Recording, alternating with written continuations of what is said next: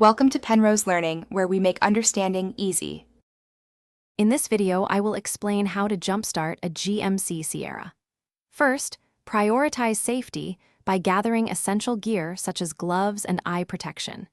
Make sure both vehicles are turned off and in park or neutral. Carefully position the donor vehicle so the battery cables can easily reach both batteries, ensuring a safe and efficient connection process.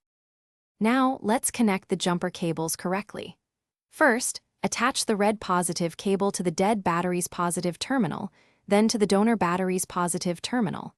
Next, connect the black negative cable to the donor battery's negative terminal. Finally, attach the remaining black clamp to an unpainted metal surface on the dead GMC Sierra's engine block, away from the battery, ensuring a safe ground. With the cables properly connected, start the engine of the donor vehicle. Let it run for approximately 5 minutes to allow some charge to transfer to your Sierra's dead battery. After this brief charging period, try to start your GMC Sierra. If it doesn't immediately turn over, give it a few more minutes to charge and then attempt to start it again.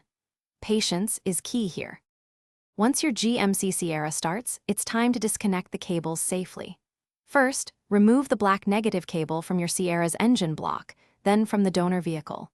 Next, remove the red positive cable from the donor battery, and finally, from your Sierra's battery.